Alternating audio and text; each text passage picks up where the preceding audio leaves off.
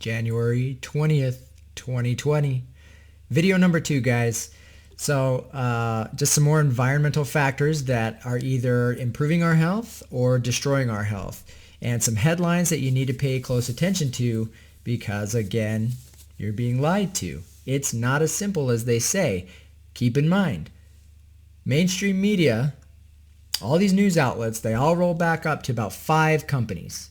5 companies own the world's media, all the way down to the local papers. So for the most part, not always. There is still some independent news out there, and you should support it. Now, couple cool headlines I want to talk about, and then we're going to jump over to the way the mainstream narrative is protecting industry and influencing you to sacrifice your health for their profits. So let me move on over to those specific articles, and then we will dive into it. All right. This one I thought was pretty cool. And in my opinion, through reading this, helps me understand why the ketogenic diet, as well as like the carnivore diet, which basically is going to put you into ketosis as well, are actually healing gastrointestinal disease, autoimmune disease like Crohn's disease, irritable bowel disorders, colitis, things like that. What is really happening? Well, this article from January 3rd, 2020 says fat-dissolving bile acids may help regulate gut immunity and inflammation. And this is really interesting. So it asks, could bile acids, the fat-dissolving juices that are churned out by the liver and gallbladder, also play a role in immunity and inflammation? So your liver actually produces the bile, and then it's stored in the gallbladder where it concentrates up to 20 times so that it can then be released when you're eating fats, and that's used as kind of like a detergent that breaks down the fats. You don't actually have to digest the fats. The bile will break it down and release all the bioavailable nutrition from the fats. But I guess it goes beyond that. It says the answer appears to be yes, according to 2 separate Harvard Medical School studies published in Nature. It says the findings of the 2 studies, both conducted in mice, show that bile acids promote the differentiation and activity of several types of T cells involved in regulating inflammation and linked to intestinal inflammatory conditions. They also reveal that gut microbes are critical for converting bile acids into immune signaling molecules.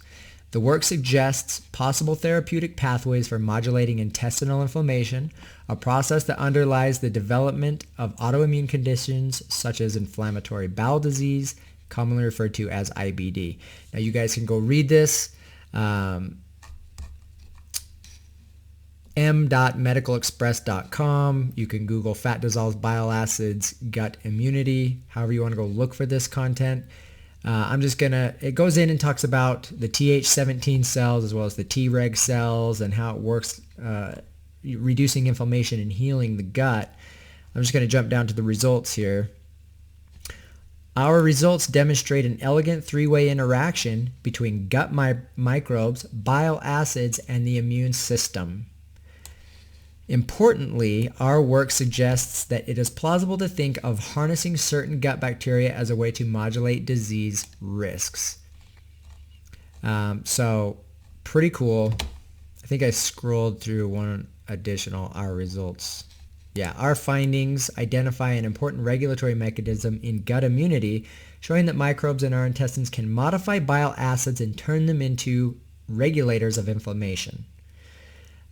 So very cool and very interesting how these, a high fat, low carb diet is so healing and beneficial to the body. Here's another interesting one. This is from Psychology Today. It's called Marijuana for Your Microbiome. Now this one actually specifically is looking at multiple sclerosis. Says our brain lives in a symbiotic relationship with the bugs in our gut, known collectively as the microbiome. What we eat, they eat. In return, they help our brain function optimally in a variety of ways. During the past few years, it has become increasingly apparent that in the absence of bacteria, humans would never have evolved to our current level of cognitive performance. And over the past billion years of evolution, brains have become profoundly dependent upon a wide range of chemicals produced by these gut bugs. The gut microbiome plays a significant role in both the progression and severity of multiple sclerosis. MS is characterized by brain inflammation leading to degenerative changes that produce tremors, spasticity, and paralysis.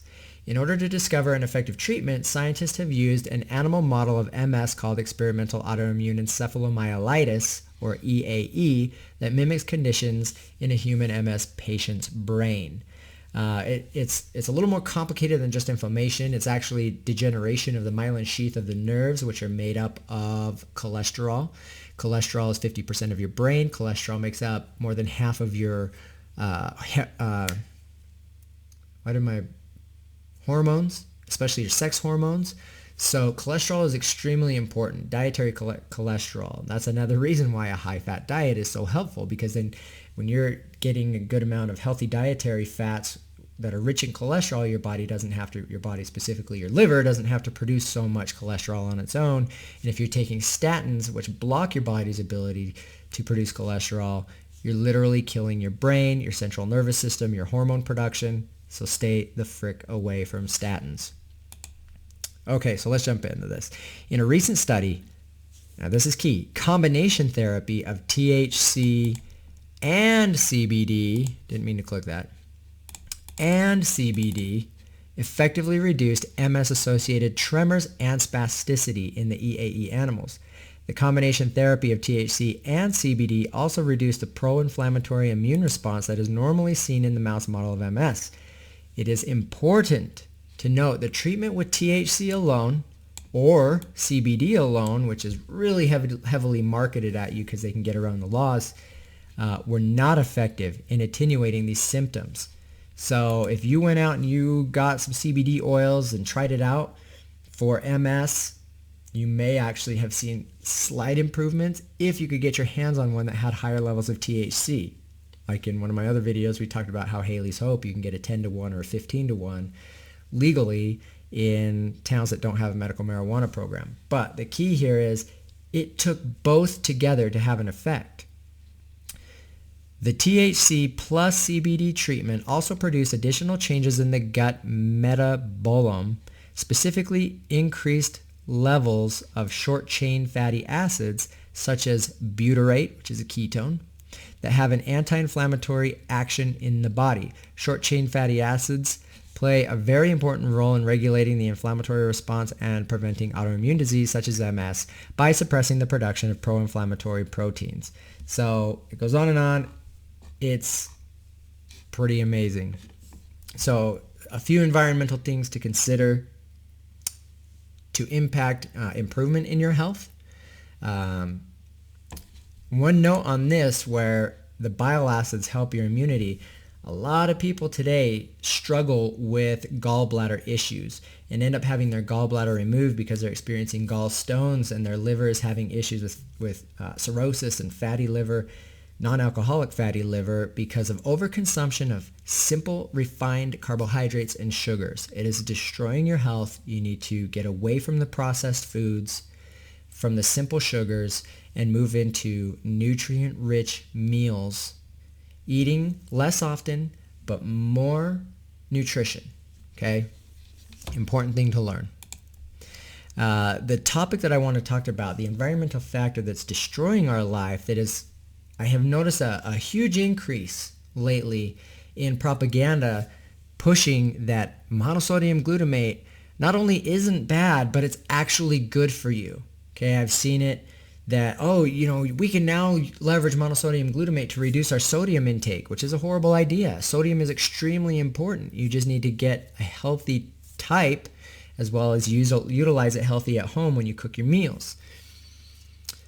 And they're trying to really, with simple articles, continue to plant the seed in your mind that MSG is okay. And why they're doing this is because more and more people are learning that sugars are bad, processed foods are bad, and all forms of glutamate, not all forms of glutamate, free glutamates that are naturally and synthetically produced and added to our food to make it taste better are horrible for you. Okay, and it's literally everywhere. People used to only associate MSG with Chinese food, which was ridiculous because it's literally in everything. All the processed foods has MSGs, sugars, pesticides, and more people's health is starting to fall apart, and more people are moving away from processed foods and starting to cook their own, and so they're really pushing this to say, guys, it's fine. It's fine. In fact, it's good for you. What a bunch of lies.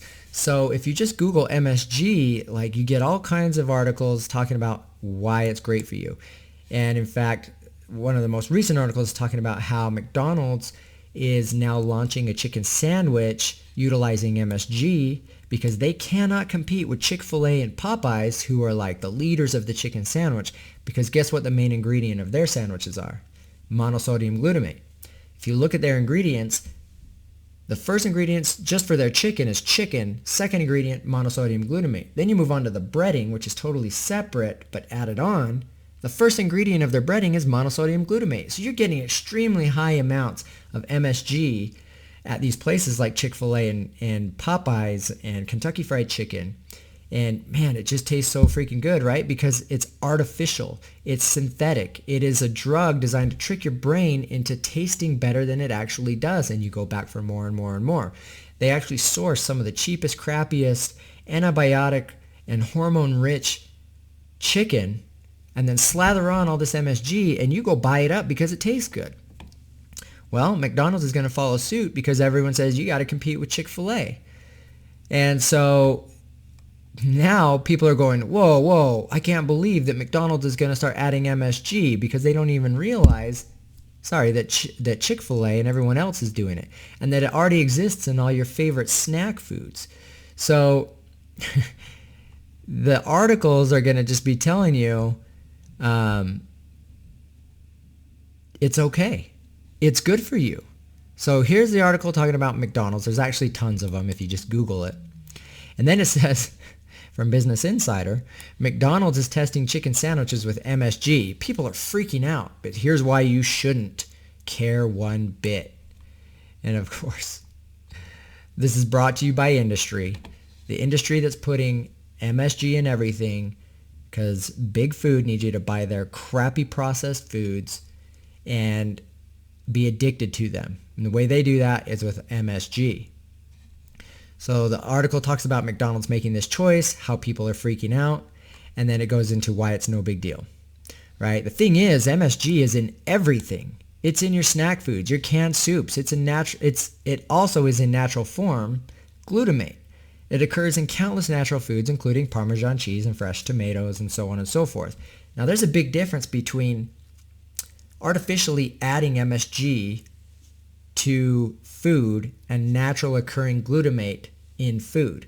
Now, Parmesan cheese is actually very different than fresh tomatoes. The fresh tomatoes has glutamate, natural occurring, that's bound by peptide links, that your body has to break that down, and it's slowly released in a way that your body can manage the glutamate and utilize it as a neurotransmitter throughout the entire body. Parmesan cheese is aged and condensed, and it's kind of concentrated, so it is high in glutamate, and it can be excitatory, but nowhere near as much as free glutamate, just the powder that's buffered by sodium, and you can sprinkle it on and add as much as you want until you get that flavor that you want and trick the brain. That is when it enters the bloodstream almost immediately. It increases glutamate levels up to 20 times, and it has a severe and neurological degenerative effect in your brain, killing brain cells, causing the immediate response that some people who are sensitive to it is going to be headaches, even seizures. But for most people, it's a slow death, and you don't even notice it for decades until 80% of the damage is done to your brain, and then you start noticing symptoms of Parkinson's disease, Alzheimer's disease, Lou Gehrig's disease, ALS, so on and so forth. It's very destructive, but the articles aren't going to tell you that. It's going to say it's perfectly safe. It's just an amino acid. And if that doesn't work, they're going to guilt you into using it. Believe it or not, if you're anti-MSG, you're a freaking racist. A jar of, well, no. Get out of here. MSG in Chinese food isn't unhealthy. And if you think it is, you're racist. Okay, kind of like if you're anti-vaccine, you're anti-science. If you're anti-GMO, you're anti-science. If you're anti-MSG, you're a racist. That's not true. And I've never just associated MSG with Chinese food. I've always said it's in your Cheetos, Doritos, it's in the soups, it's in everything. You have to pay attention to all the different names of hydrolyzed soy protein, isolated soy protein. Any isolated protein is going to be a concentrated level of glutamate, and it's going to be excitatory. So look beyond the headlines, folks, and really look at the data. Why are they pushing this? To protect their industry. The Ajinomoto company who makes MSG, it's an $8.4 billion company. Okay? They got to protect what's been working for so long, even though it's been destroying all of our brains and everybody is projected to have Alzheimer's, dementia. It's a 1 in 1 statistic. Everyone's going to have it. How does glutamate contribute? Go into PubMed as usual and look at it. Glutamate, excitotoxicity. Glutamate, neurodegeneration. Glutamate, neurotoxicity. Go do some research. Look at some of the studies. I'll just point a few out. Excitotoxicity as a target against neurodegenerative process. The global burden of neurodegenerative diseases is alarmingly increasing in parallel to the aging of population. Although the molecular mechanisms leading to neurodegeneration are not completely understood, excitotoxicity, defined as to the injury and death of neurons due to an excess or prolonged exposure to excitatory amino acids, has been shown to play a pivotal role. The increased release and or decreased uptake of glutamate results in dysregulation of neuronal calcium homeostasis, leading to oxidative stress, mitochondrial dysfunction, disturbances in protein turnover, neuroinflammation. Despite the anti-excitotoxic drug memantine has shown modest beneficial effects in some patients with dementia, to date there's no effective treatment capable of halting or curing neurodegenerative diseases such as Alzheimer's, Parkinson's, Huntington's, amyotrophic lateral sclerosis, ALS. This has led to a growing body of research focusing and understanding the mechanisms associated to the excitotoxic insult on uncovering potential therapeutic strategies targeting these mechanisms. So obviously, glutamate plays a huge part in this excitatory toxicity. Again, it goes into the excess release of glutamate can lead to dysregulation. This is another study of the calcium homeostasis, triggering the production of free radicals and oxidative stress, mitochondrial dysfunction, and eventually cell death. Although there is a consensus in considering excitotoxicity as a hallmark in most neurodegenerative diseases, increased evidence points to the relevant role of the pathological mechanisms in other illnesses affecting the central nervous system. It goes on and on. Excitotoxicity, bridge to various triggers of neurodegenerative disorders. Let me see if I can just... Excitotoxicity is the pathological process by which nerve cells are damaged and killed by excessive stimulation by neurotransmitters such as glutamate and similar substances. Such excitotoxic neuronal death has been implicated in spinal cord injury, stroke, traumatic brain injury, hearing loss, and neurodegenerative diseases of the central nervous system such as stroke, epilepsy, multiple sclerosis, Alzheimer's disease, ALS, Parkinson's, Huntington's, alcohol withdrawal. This review mainly emphasizes the triggering events which sustain neuronal excitation role of calcium, mitochondrial dysfunction, so on and so on. This one talks about how ginger and propolis exert neuroprotective effects against monosodium glutamate-induced neurotoxicity in rats. Central nervous system cytotoxic is linked to neurodegenerative disorder. The objective of this study was to investigate whether monosodium glutamate neurotoxicity can be reversed by natural products such as ginger in male rats. Go ahead and read it for yourself, but the opening sentence says it all. Monosodium glutamate neurotoxicity may be reversed by natural products, which means it causes neurotoxicity. Monosodium glutamate neurotoxicity increases beta amyloid in rat hippocampus, which is one of the key indicators of Alzheimer's disease. MSG, folks. What else does it do to you? Monosodium glutamate dietary consumption decreases your pancreatic B cells, which means it causes both type 1 and type 2 diabetes. So the amount of dietary monosodium glutamate is increasing worldwide in parallel with the epidemics of metabolic syndrome. Parenteral administration of MSG to rodents induced obesity, hyperglycemia, hyperlipidemia, insulin resistance, and type 2 diabetes. However, results, MSG treated rats had significantly lower pancreatic B cell mass at 1, 6, and 9 months. Islet hemorrhages increased with age in all groups of fibrosis, was significantly more frequent in MSG treated rats at 1 and 3 months. Conclusion, daily MSG dietary consumption was associated with reduced pancreatic B cell mass and enhanced hemorrhages and fibrosis. Didn't affect glucose homeostasis. We speculate that high dietary MSG intake may exert a negative effect on the pancreas, and such effect might become functionally significant in the presence or susceptibility of diabetes. The potential role of glutamate in the concurrent diabetes epidemic. Again, previous reports and our recent data indicate chronically high extracellular glutamate levels exert direct and indirect effects that might participate in the progressive loss of B cells occurring in both type 1 and type 2 diabetes. It just continues on. Excitotoxic neonatal damage induced by monosodium glutamate reduces several GABAergic markers in the cerebral cortex and hippocampus in adulthood. So many. Now, to add insult to injury here, what about if we're combining these exogenous and high levels of glutamate with toxins like pesticides? Here's a study. Developmental exposure to glyphosate-based herbicides and depressive-like behavior in adult offspring. Implications of glutamate excitotoxicity and oxidative stress. Highlights. Glyphosate-based herbicides leads to glutamate neurotoxicity. Long-term exposure to glyphosate is a risk factor for depression. And guess what? Every person in America is exposed to long-term exposure of glyphosate. It's in every bit of food you buy at the grocery store. It's in every bit of food you're ever exposed to. It rains glyphosate. You drink in glyphosate. It's everywhere. It's everywhere. The only thing you can do to reduce your intake is to go organic, because you're going to find trace amounts there too, but you can at least reduce the toxic load. Oxidative stress is involved in glyphosate-induced neurotoxicity. This is a very comprehensive study. I'm just going to read through the abstract, the conclusion. We'll be done.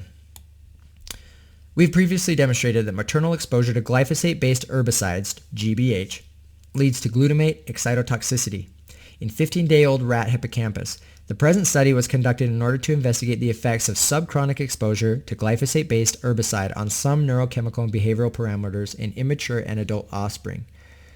Goes on and talks about how rats were exposed, 1% from gestational day 5 until postnatal day 15 or 60. Results showed that glyphosate-based herbicide exposure during both prenatal and postnatal periods caused oxidative stress, affects cholinergic and glutamatergic neurotransmitter in offspring hippocampus from immature and adult rats. The subchronic exposure of the pesticide decreased L14C glutamate uptake and increased 45 calcium influx in 60-day-old rat hippocampus, suggesting a persistent glutamate excitotoxicity from developmental periods into adulthood. Moreover, glyphosate exposure alters the serum levels of the astrocytic protein S100B. The effects of GBH exposure were associated with oxidative stress and depressive-like behaviors in offspring. As demonstrated by the prolonged immobility time and decreased time of climbing observed in forced swimming tests, the mechanisms underlying glyphosate-induced neurotoxicity involve the NMDA receptor activation, imperative cholinergic transmission, astrocyte dysfunction, ERK12 overactivation, decreased P65 NF-κB phosphorylation, which are associated with oxidative stress and glutamate excitotoxicity. These neurochemical events may contribute, at least in part, to the depressive-like behavior observed in adults and offspring. Anyway, you can read through this article yourself, and it's very comprehensive. They did a lot of different tests. All of the paragraphs are going over different tests, and basically it's saying glyphosate is creating an extreme sensitivity to glutamate toxicity. It's causing depression. It's causing all kinds of endocrine disruption. It's destroying our health. So again, are you going to be easily convinced by the simple headlines? What are you worried about? It's just an amino acid buffered with sodium. It's not even a danger. It is a danger. That's not supposed to be added to your food like that. These highly processed, concentrated levels of flavor enhancers, artificial everything. It's natural because it's just an amino acid. I don't care. It's destroying your brain. We know it. The science shows it. They're lying to you. They lie to you about food. They lie to you about vaccines. They lie to you about medicine. Again, as I say in every single video, do your own research. Make your own informed decisions. Better yet, start just cleaning up your lifestyle and your environment, right? Do the simple things. The first and simplest thing you can do, switch to organic. Just to start eliminating pesticides, herbicides, insecticides. That right there is a great start. Then you can start paying attention to the ingredient labels and avoiding the additives of MSGs, avoiding the soy oils, the corn syrups. Just start making better decisions one step at a time. You don't have to do it all at once. For me, it's been a progression over the past 6 years of fine-tuning things. We started with eliminating fluoride. Then we learned about monosodium glutamate. Then I learned about genetically modified organisms and the horrific consequences of those outside of just the pesticides. And then I started learning about actually managing your hormone production instead of trying to manage your calorie intake, changing when you eat, how often you eat, what you eat, the nutritional density of your food choices, the bioavailability of healthy fats, the importance of saturated fats, the importance of cholesterol, the importance of balance between your minerals and electrolytes as well as your vitamins and nutrients.